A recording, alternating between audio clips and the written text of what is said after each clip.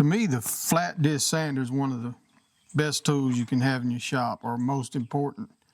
I've got 3 of them in here, and I use all 3 of them. This one here is variable speed. I use it with the finer grits, and I'll use it for a ton of things, especially for odd angles that you wouldn't set up on a surface grinder. And, you know, because here I'm kind of tapering the tangs of these kukris. I'm mainly doing it for weight reduction, not necessarily for looks. It'll have a slight taper, and I'm also getting them good and flat. So when I put the handles on, I'll have good flat surface. But I'm going to get this new piece of paper on here. This is 120 grit, and I'm going to true it up. When I came off of the 2x72, I'm going to have a little differences there, and this will find them, because I want that handle material to set flat. And this will do a quick job of it.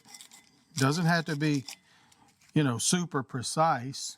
So, but I'll match it up pretty good. I've got some reference marks there on the tang around it, and I can see what I'm doing. I have something to go by, and we'll get her done.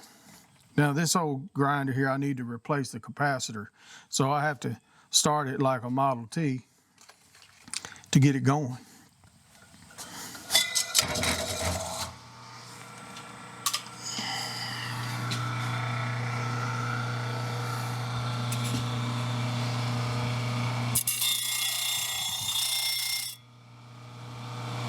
And see, I can instantly see where I've got a low spot right there just by putting it against that flat wheel. It works.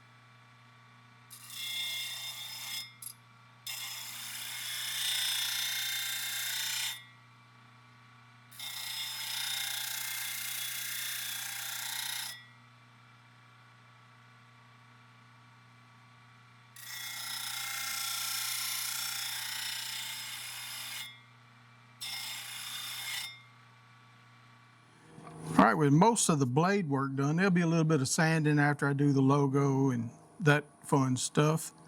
I'm going to go ahead and start on the bolsters.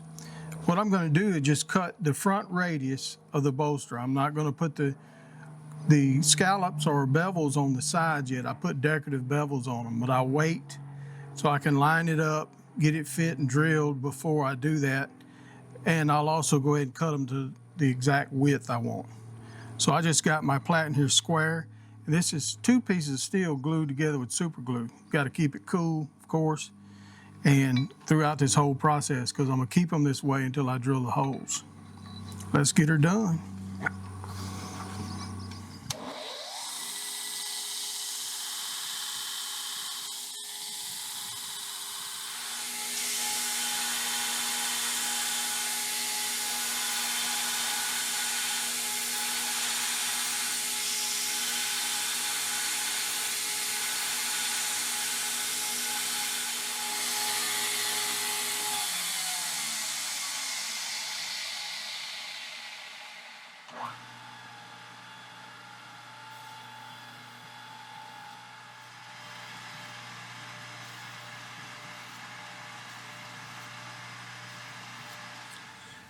All right, I got them all cleaned up. And what I like to do is go ahead and polish the front of them. And even though all of this is going to go away, it's going to be beveled. There'll be about a 1/8 strip there against the tang that'll be exposed flat. And I want it polished for that contrast, because the rest of it's going to be kind of a satin finish. So what I want to do now, you know, they're still together and they're cut to the width. I'm going to go ahead and glue them onto the tang of the knife. Got it marked out here. I'm going to super glue them on there so I can drill them. Once I drill them, I'll knock them off, and I'll cut the bevels and get ready to mount them. So I'm just using some black, plain old cheap glue, nothing special here. And I put a little bit on there now. I don't put a drop, even though they say a drop will hold a ton. I don't know if you remember that commercial, but I'm old. So I'll get them on here. If you remember, some of my older channel subscribers, recently, you probably seen my shop cat, Gumbo. Well, Gumbo is no longer with us. Coyote got him. That's the 4th shop cat Coyote has got. And they always get the ones that I like best. So I'm gonna just put some weight on this, set it up, and I'm gonna put it in the drill, 1/8 hole through there. I'll knock them off, get them reamed, get them ready to mount.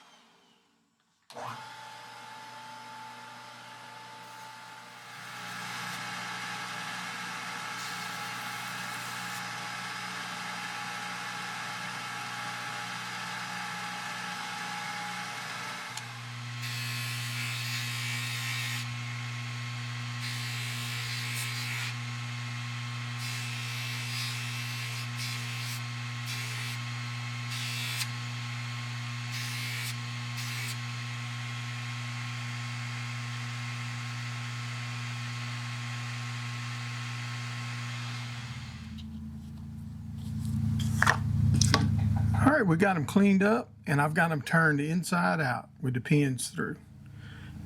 So what I'm gonna do now is dovetail them or cut 45s on it. It looks like dovetail when you fit the handles up to it. I know this is not a dovetail because I know somebody will say it.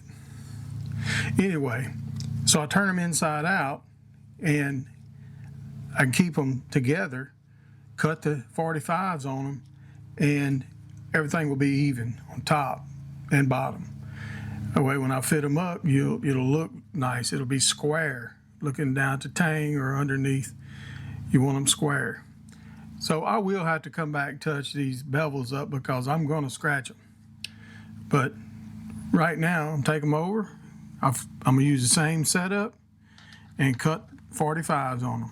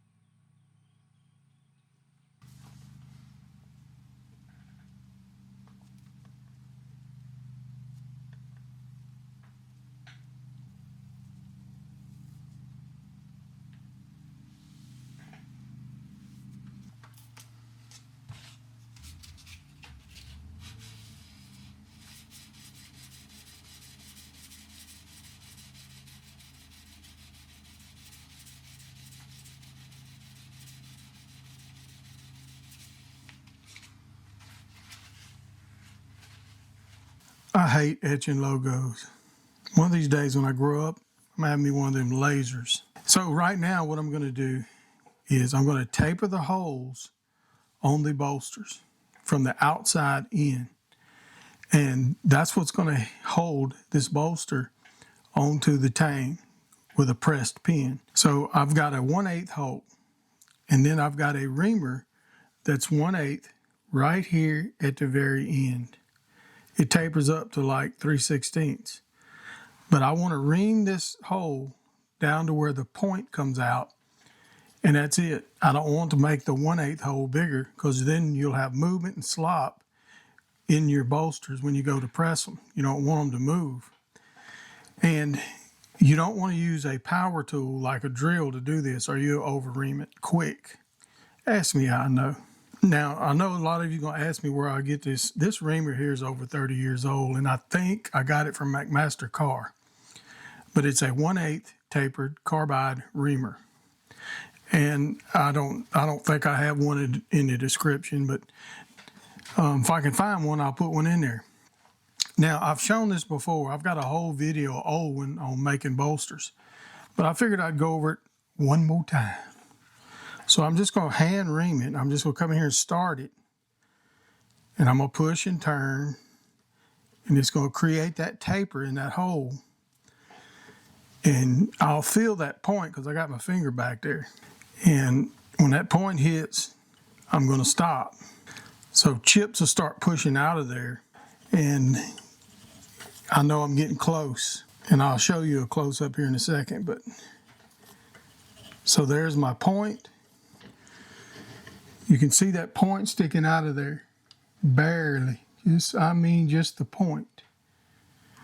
And so that means that I have not enlarged it on the inside. When I stick this pin in there,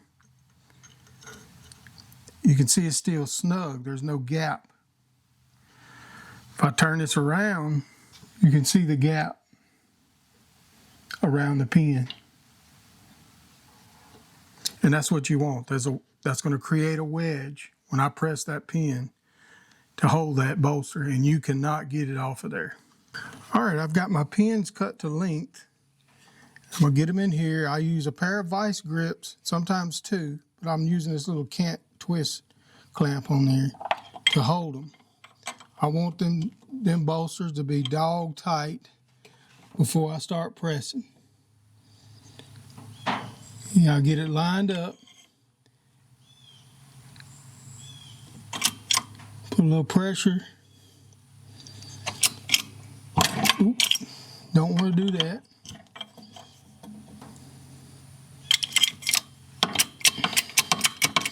I was off to one side. I'm about half blind, you know. I can correct it though.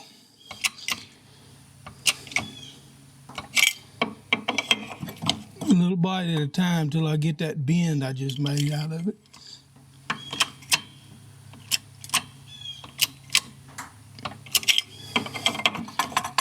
Let me bite this other one.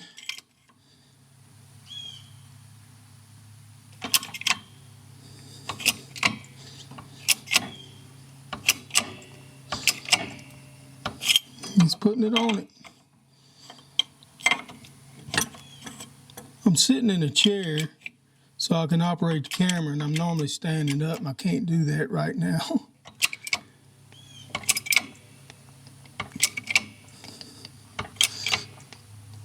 And this is a 6-ton jack, and I put it on it. Now I'm gonna move this clamp and catch this one.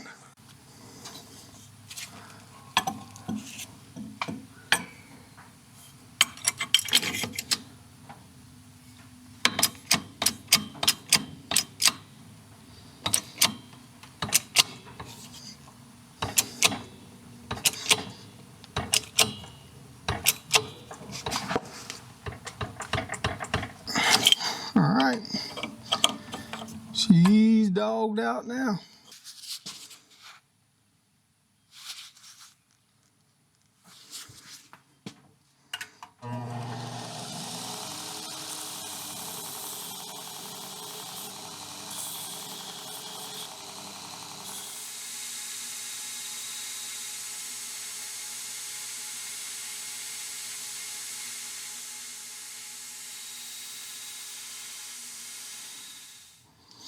All right, see if I can hold all these. Got all of them mounted on. It'll come out good and square, both top and bottom come together at the same place. So now what I've got to do, I'm gonna mark the top and bottom with some blue layout marker, and I'm gonna put some layout lines there, and these are gonna be contoured. I'm gonna get them finished up to like 120, and that way when I go to put the handles, I already got my jig set up to do the dovetail, which you'll be putting on this very beautiful ancient micarta. And dovetail them, get them on there. I'll be using some loveless bolts. So quite a bit of work left to do. But if you want to see me finish this, come back next week. I have a video out finishing them, starting on the sheaths. I want to thank you for watching. I want to thank my patrons. We'll see you on the next one.